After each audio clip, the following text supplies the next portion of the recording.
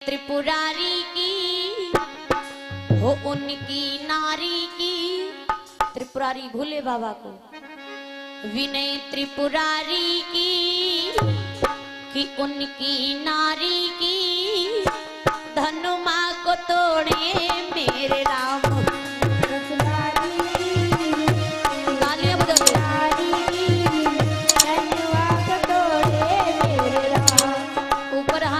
सभी भक्त तालियां बजाकर बोलेंगे, विनय त्रिपुरारी की जय हो, उनकी नारी की जय हो, धनु माँ को तोड़े मेरे राम।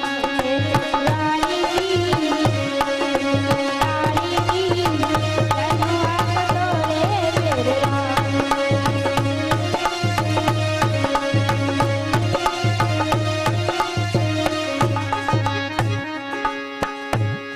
हो करो बंदनी गणेश का, हाँ करो बंदनी गणेश, विनय त्रिपुरारी की, हाँ उनकी नारी की, धनु माँ को तोड़े मेरे राम।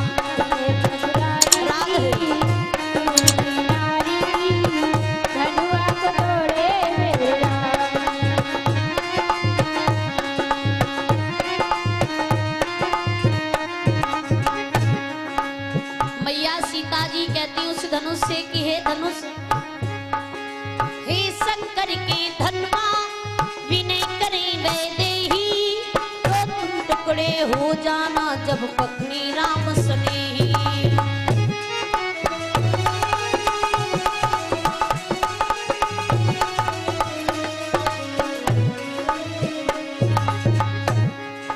हे शंकर के धनुआ, विनय करे वैदेही, हो जाना जब पकड़ी राम सनेही। विनय तुमसे यही तुमसे मेरी वार वार, विनय त्रिपुरारी की उनकी नारी की, धनु माँ को तोड़ी तेरे राम। विनय त्रिपुरारी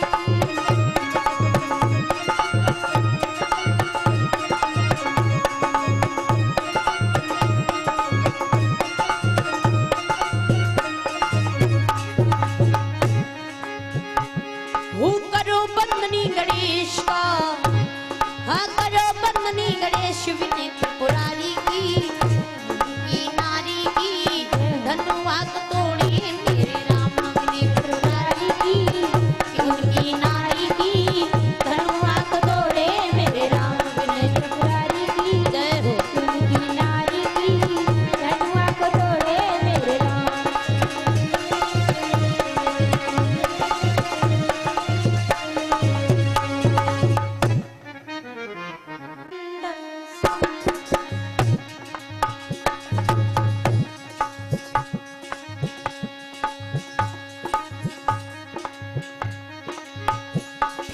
धनुषी हुआ नवमंडल शम, बदली सी कड़क उठी छड़ में।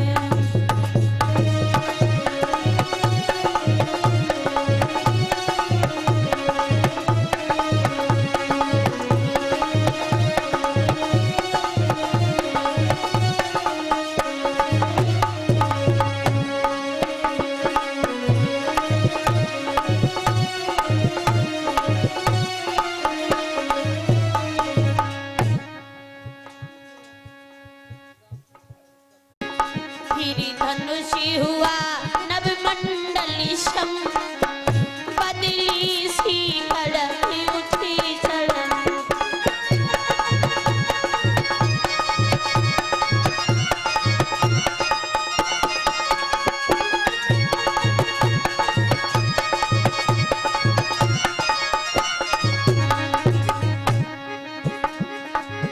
तेरी गूंजा एक तरह का सा,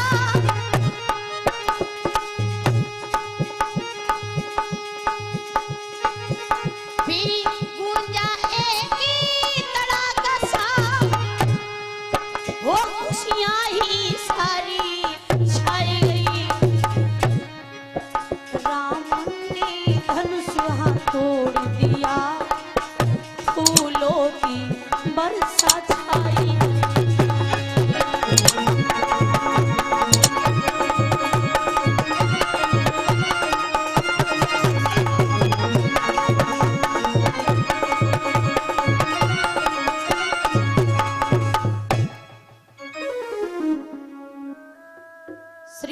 जी महाराज कहते हैं जब भगवान जी ने उस धनुष को उठाया, धनुष उठाते तो सभी ने देखा, लेकिन तोड़ते किसी ने भी नहीं देख पाया।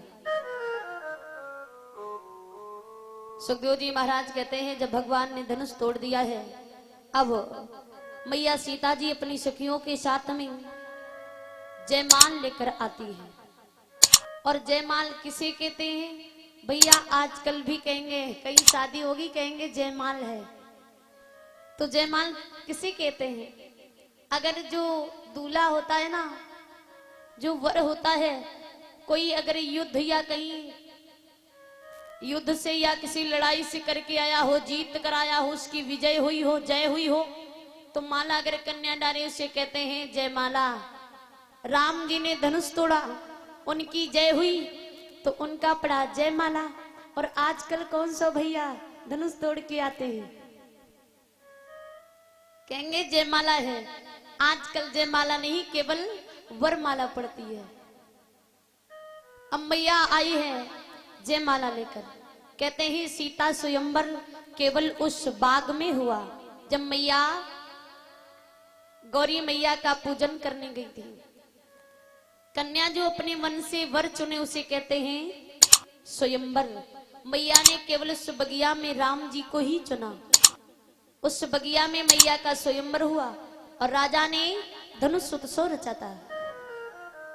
अब जैसे ही आई हैं सारी सखियां, कहती राम जी थोड़ा झुक जाओ।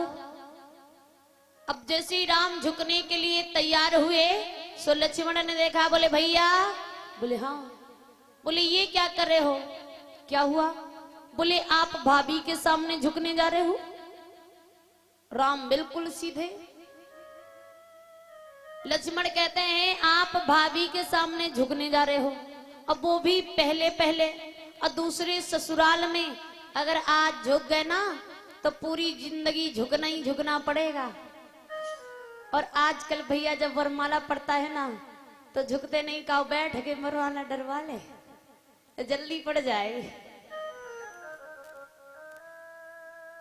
सुखदेव जी महाराज कहते हैं, सारी सखियां कहती हैं कि हे राम जी थोड़ा सा झुक जाओ। किस प्रकार से कहती हैं? सभी माताएं बहने भक्त बोलेंगे कि झुक जइयो, माला डाल दिया। प्रेम से बोलिए श्या बलराम चंद्र की।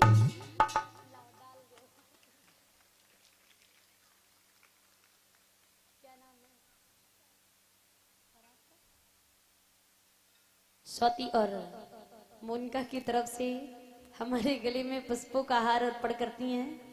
भगवान सदैव का कल्याण करते हैं।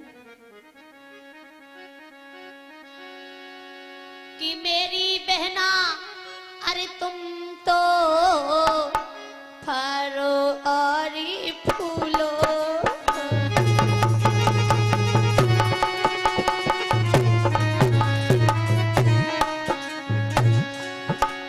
ए श्री कृष्ण की साथ में, हाँ राधा जी की साथ में तुम पालना में झूलो।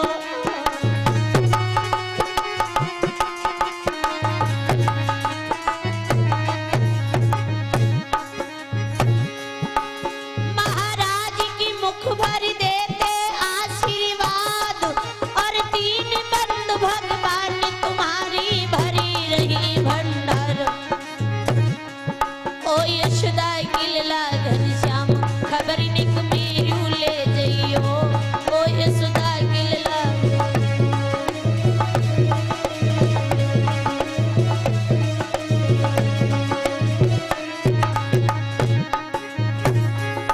अरे मेरी ले जइयो रे खबरिया, मेरी ले जइयो रे खबरिया, मेरी ले जइयो। ओ यशोदा गिलला घनश्याम खबर निक मेरी ले जइयो।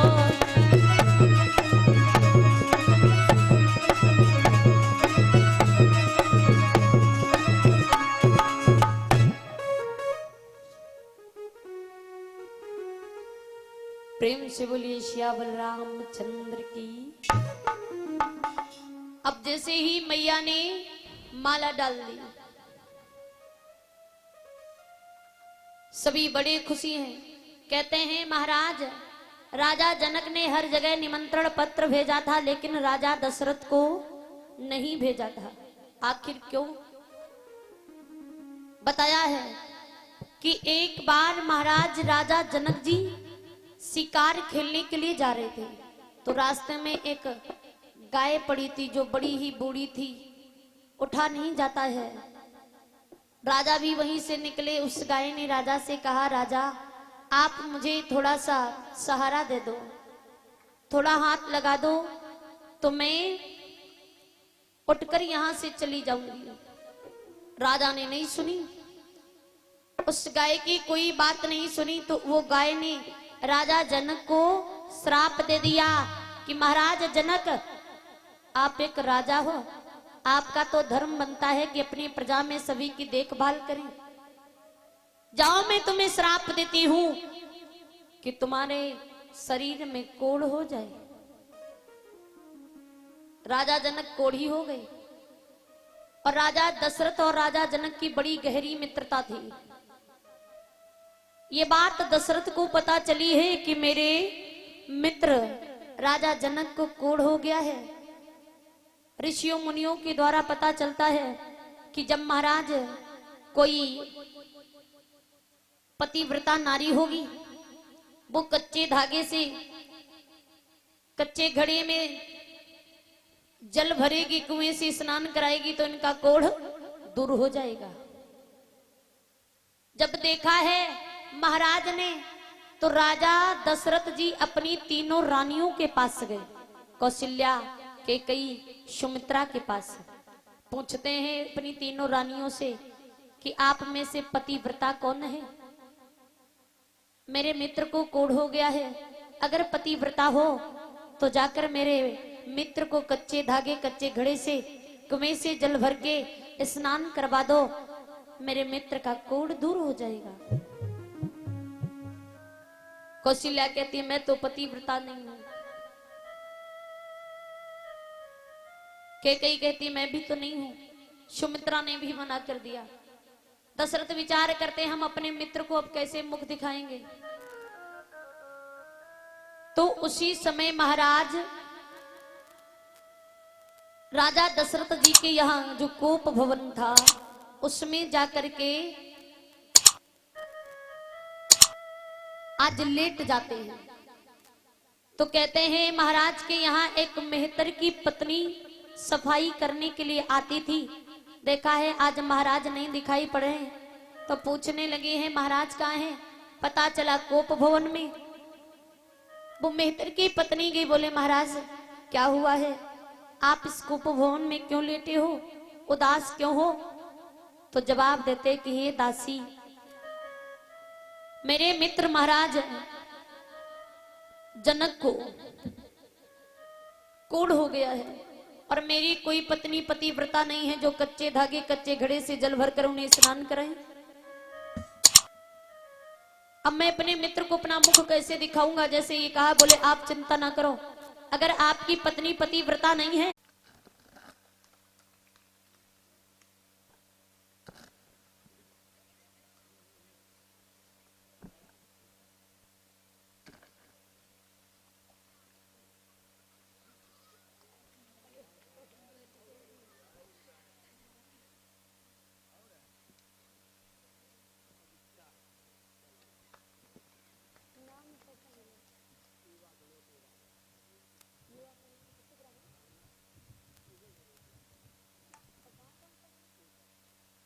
और ये युवा कमेटी की तरफ से हमारे गले में व हमारी बहन के गले में पुष्पों का हार अर्पण करते हैं, जो श्री ग्राम उच्चा के रहने वाले हैं। भगवान सदैव उनका कल्याण करते रहे।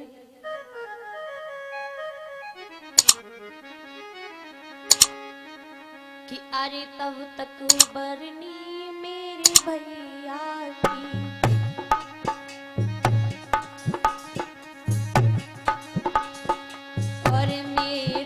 मानी बढ़ाई दो आई, तुमने मानी हमारी राखी।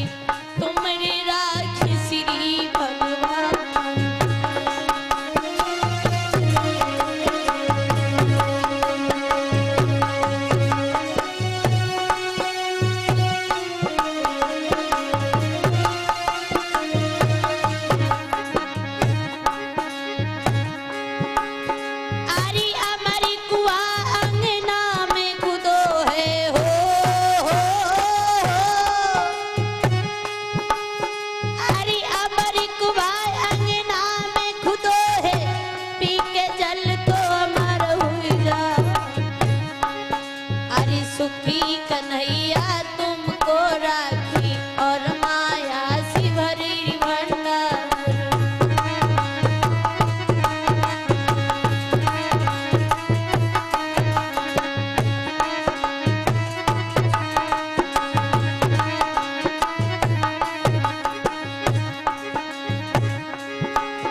अरे हाथी घोड़ा द्वार पे झूमे हो, अरे हाथी घोड़ा द्वार पे झूमे, नौकर लगे रही दुईजा। और जाओ आशीष तुम्ही मेरे भैया, भोलानाथ भरेंगे भंडार।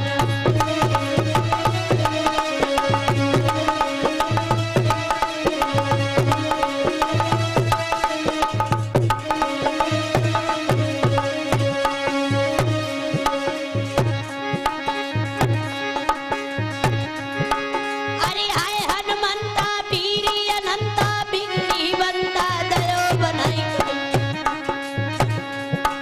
और जब जब बिगड़ी मेरी भैयन की, तब तब सुखी बनइयो।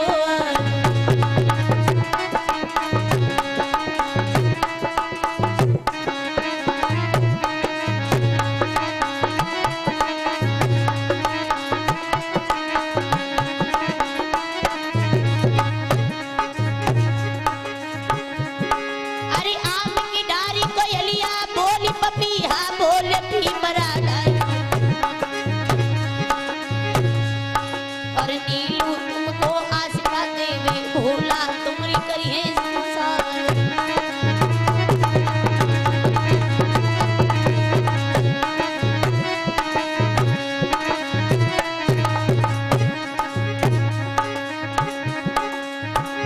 ओ यशोदा की लला घनश्याम खबरी मेरी भैया के ले जइयो। ओ यशोदा की लला घनश्याम खबरी मेरी भैया के ले जइयो।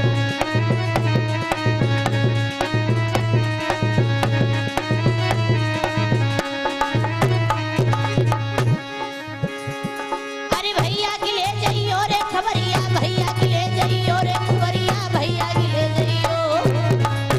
ओ यशोदा की लला घनश्याम खबरी मेरे भैयन के ले जइयो।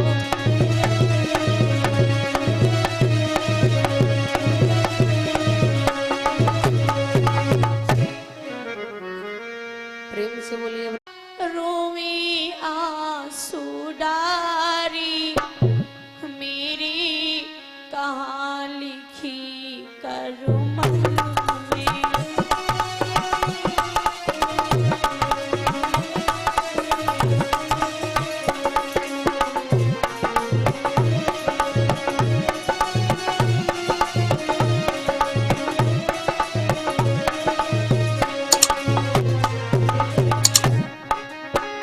मैया रोकर कहती है प्रभु है राजपाट सुख सारे, फूटी है भागी हमारे। राजपाट सुख सारे, फूटे भागी हमारे। है राजपाट सुख सारे, फूटी है भागी हमारे। राजपाट सुख सारे, फूटे भागी हमारे। मेरी हंसी करे संसार, मेरी कहाँ लिखी रे हर मन में। हंसी करे संसार, मेरे कान के करमन में।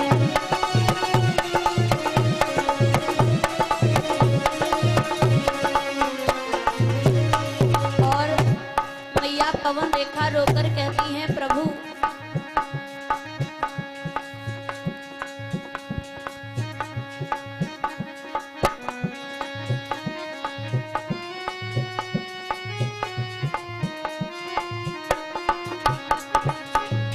महाराज निबल कहलावे, जा दुखिया बांझ कहावे। महाराज निबल कहलावे, याद किया गानी कहावे।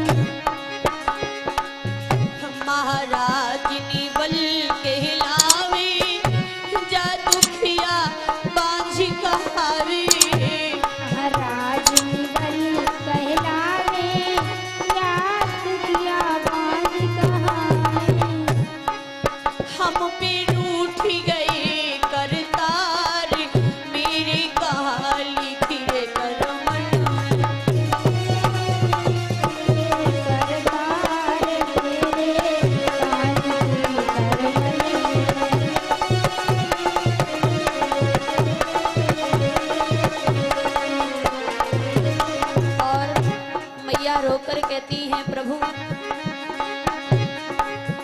मेरी गोद रही है खाली ना लाल भयो ना लाली मेरी गोद रही है खाली ना लाल भयो ना लाली मेरी गोद रही है खाली ना लाल भयो ना लाली गोद रही है खाली ना लाल भयो ना लाली अब तो फूटे भागी हमारी मेरे काली खिड़े करम तो पूरे हाल हमारे मेरे हाल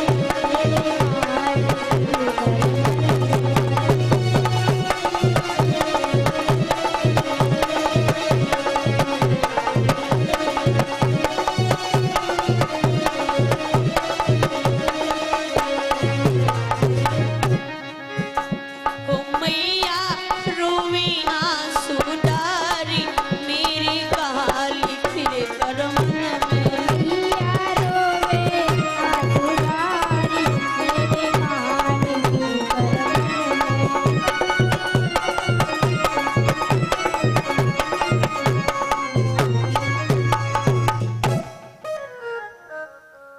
आज जब मैया पवन रेखा विलख विलख कर रोती है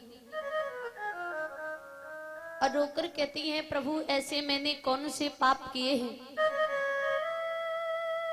जिसके कारण ये दिन देखने को पड़ रहा है। राजा ने अपनी रानी को समझाया कि देवी आप चिंता ना करो, आप उदास ना हो। भगवान के घर देर है लेकिन अंधेर नहीं है। उनके यहाँ जो होता है वो अच्छा ही होता। भगवान कभी किसी का बुरा नहीं करते। समझा रहे हैं कि देवी आप रो नहीं।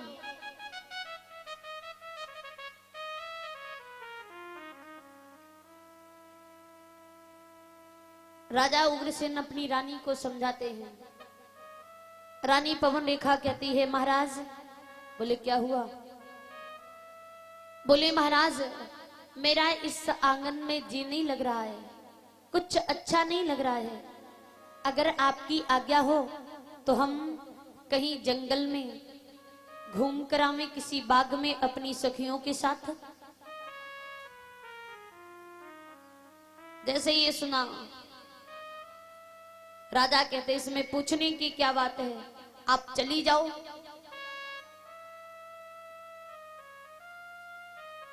तो महाराज ने अपनी पत्नी को जब आज्ञा दे दी है, पवन रेखा ने 2-4 सखियों को साथ में लिया और लेकर के रथ पर सवार होकर जब चली, जैसे रथ पर बैठी तो असगुन होने लगे। लेकिन मैया ने उन असगुनों की तरफ ध्यान नहीं दिया, चल पड़ी हैं। और जब चल कर के धीरे धीरे जंगल में पहुंची, तो जैसे ही जंगल में पहुंची हैं, उस जंगल की शोभा को देखा। जहां क्यारियों में फूल खिले हुए थे, फूलों के ऊपर भंवरे गुंजार कर रहे थे, कोयले गीत गा रही हैं। जैसे ही शोभा देखी है उस बाग की, तो मैया आज रथ से उतर पड़ी।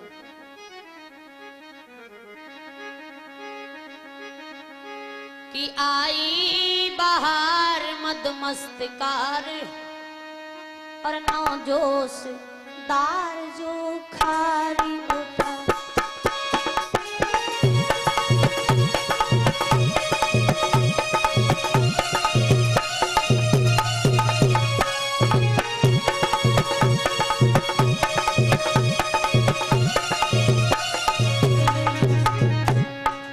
पवन रेखा ने देखा है उस बाग की सुंदरता को।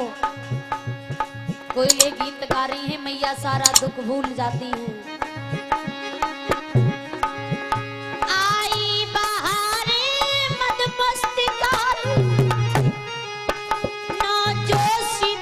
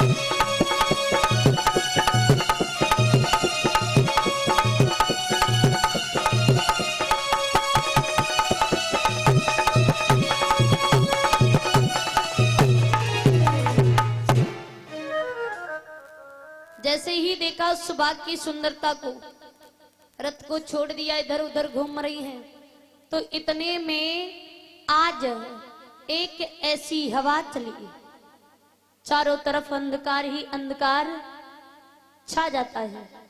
और जब चारों तरफ अंधकार ही अंधकार छा गया, उस अंधकार में मैया की सखियां अलग और मैया अलग हो गई। अंधकार दूर हुआ, उनकी सखियां कहीं दूसरी हैं और मैया अलग हो गई।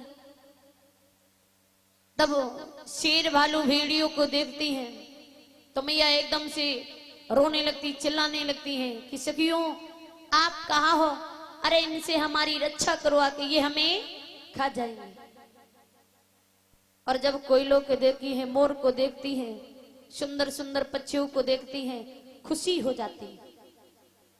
सुखदेव जी महाराज कहते हैं कि उसी जंगल में एक द्रुमलिक नाम का राक्षस रहता था। राक्षस ने जैसे ही मैया की सुंदरता को देखा, देखकर मोहित हो जाता है। उस द्रुमलिक नाम के राक्षस ने मैया पवन रेखा के पति का भेष बना लिया, उग्रसेन का। पास में आया और समझाता है। मैया कहती महाराज आप कैसे आ गए हो? मैया ने नहीं जान पाया ये मेरा पति है, या अथवा कोई राक्षस मेरे पति का भेष बना के आया, नहीं जान पाई। उसी समय आज वो राक्षस मैया को बातों में फंसाने लगा। देवी मैंने सोचा आप जंगल जाओगी सो डर जाओगी, इसीलिए चला आया। तो जैसे ये कहा,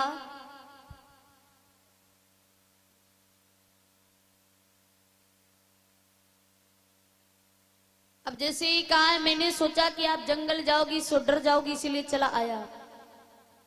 और इस बाग की सुंदरता बड़ी अच्छी है, ये कितना सुंदर मौसम है।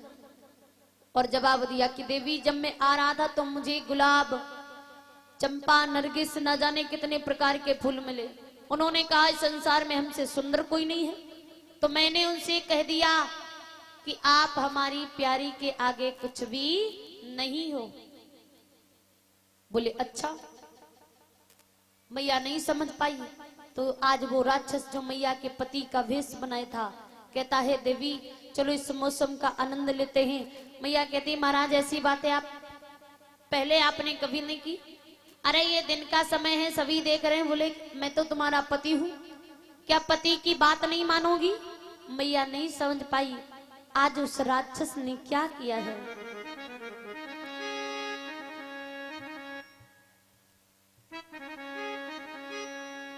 कि धोखा दे कर नीच ने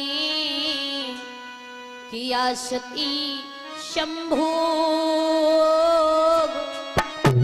प्रगट हो गया अंत में बा निश्चर का संयोग हो भैया, निश्चर का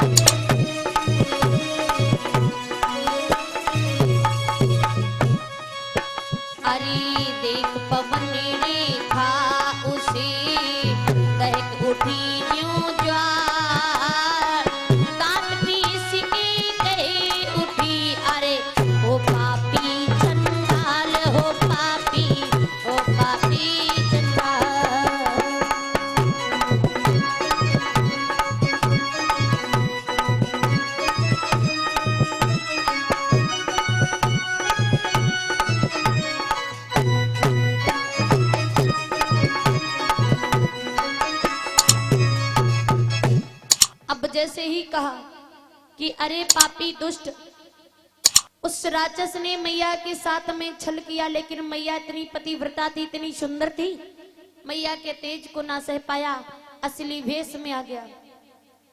तो मैया ने देखा है ये तो राक्षस है, मेरे पति नहीं है।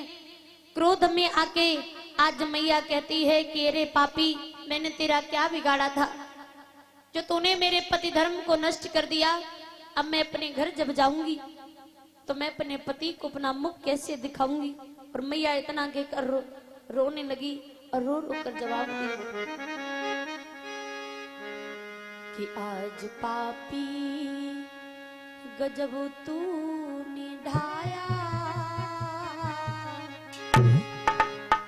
आज पापी गजब तूने ढाया, बैरी है किस जन्म का छुपाया पापी।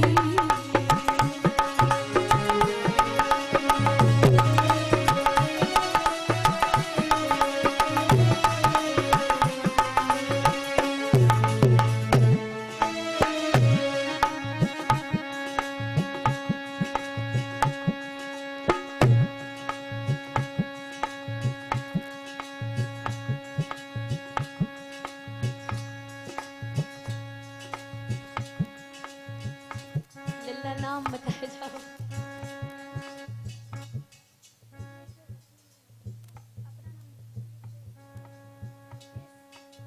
और रितेश की तरफ से हमारे गले में मुद्राओं का हार अर्पण करते और लल्ला नाम।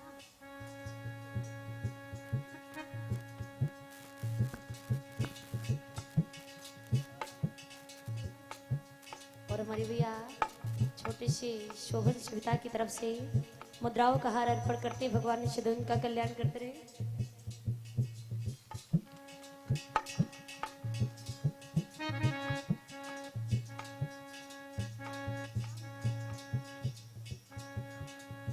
और हमारे भैया विनय कुशवाहा जो इसी ग्राम ओचा के रहने वाले हैं, फूलों से व इस पगड़ी से मेरा सम्मान करते भगवान शिव ने इनका कल्याण करते रहे। महामयी मैया हमेशा इनके भंडार को भरती रहे। आज पापी गजब तूने ढाया, बेरी है किस जन्म का पापी।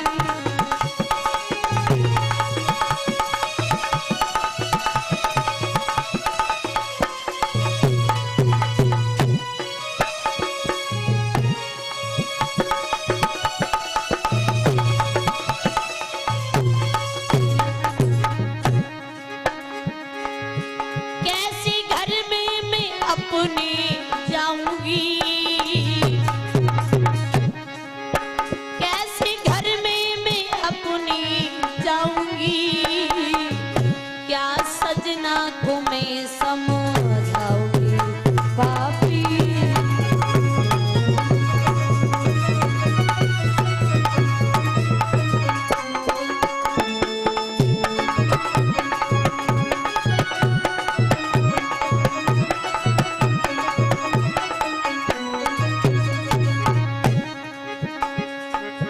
आज पापी गजब तूने ढाया,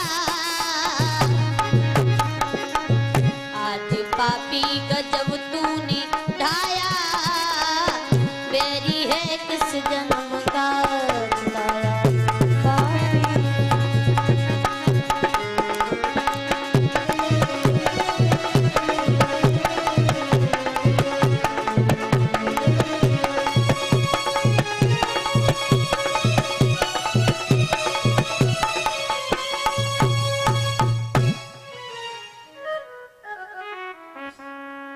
आज जैसे ही मैया बिलक बिलक कर रोने लगी, वो राक्षस द्रुमलिक नाम का राक्षस जो था सो मैया को समझाता है कि हे पवन रेखा, अगर मैंने तुम्हारा कुछ गलत किया है तो कुछ अच्छा भी किया। बोले अगर तूने मेरे साथ इतना बड़ा पाप कर डाला, तूने मेरे साथ अच्छा क्या किया? बोले पाप किया है तो कुछ पुण्य भी किया है। बोले क्या पुण्य किया? वो राक्षस कहता है देवी, जब आप इस जंगल में आया करती थी तो आपकी सोनी गोदी देखकर मुझे बड़ा तरस आता था, और आज मैंने आपकी ये सोनी गोदी भर दी। मेरे तेज से जो बालक होगा बड़ा ही बलशाली होगा, लेकिन उसके अंदर थोड़ी सी गलती होगी। बड़ा ही बलशाली तो होगा, अब पवन रेखा कहती है पापी जैसा तू है वैसा तेरा बालक होगा। आज वो राक्षस कहता है मैया से कि देवी सुनो, जो मेरे तेज से बालक होगा वो कैसा होगा? कि मेरे समान योद्धा होगा, कोई भी जीत ना पाएगा। और राजा नर की बात है क्या, वो इंद्र हार कर जाएगा।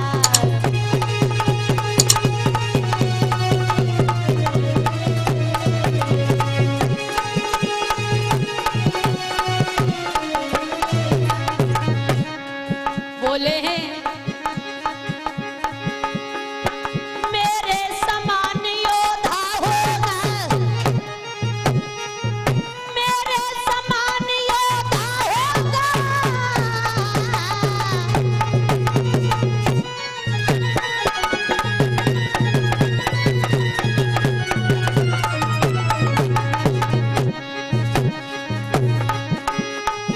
मेरे समान योद्धा होगा, कोई भी जीत ना पाएगा। अरे राजा और नर की बात है क्या, वो इंद्र हार कर जाएगा।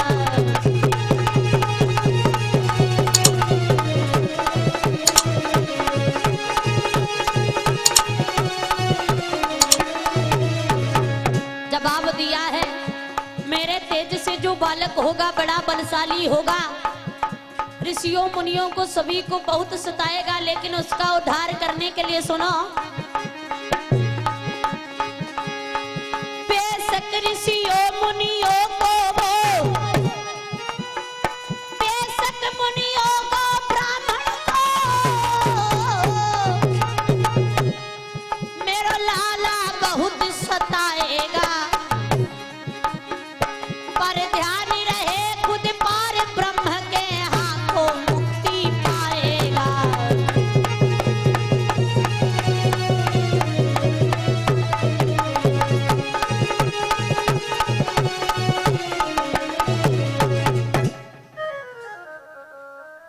जवाब दिया कि हमारे तेज से जो बालक होगा बड़ा ही बलशाली होगा। अरे राजा नर की बात छोड़ दो, वो स्वयं इंद्र हार कर जाएगा।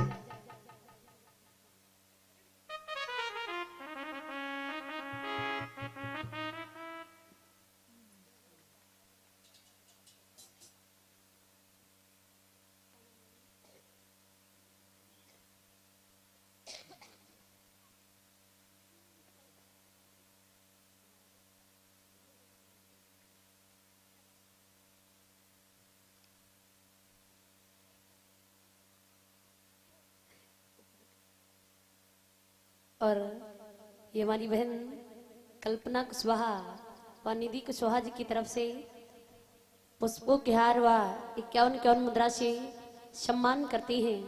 भगवान सदैव उनका कल्याण करते रहे, भोले बाबा हमेशा इनके भंडार को भरते रहे। बोलिए वृंदावन बिहारी लाल की, सच्चे दरबार की, महामयी मैया की।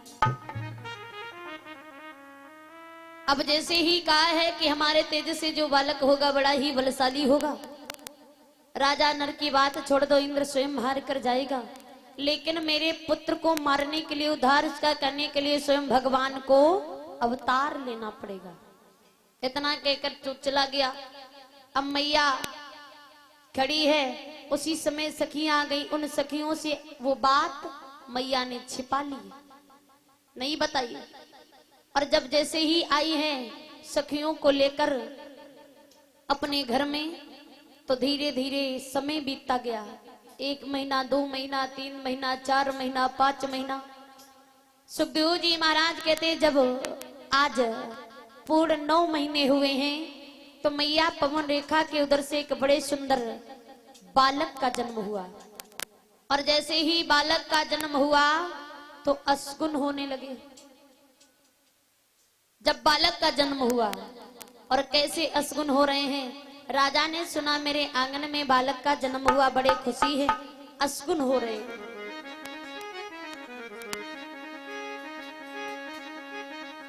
कि बालक की पैदा होती ही आंधी तूफान मचाने लगे।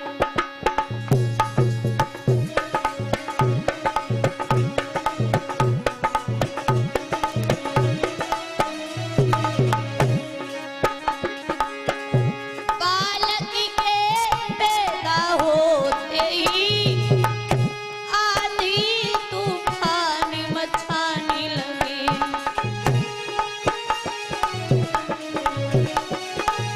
अरे सीधी सीरी सब लाई लिखो या लाई लिखो मैंने तो ले लई शरण तुम्हारी।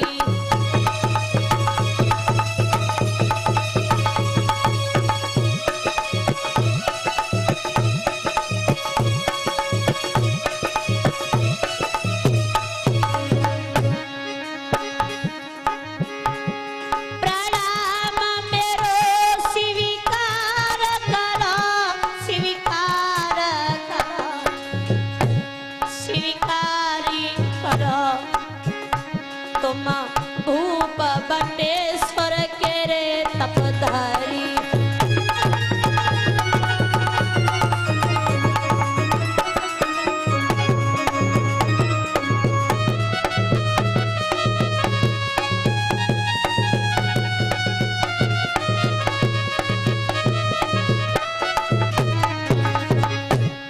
और कंस लिख रहा है महाराज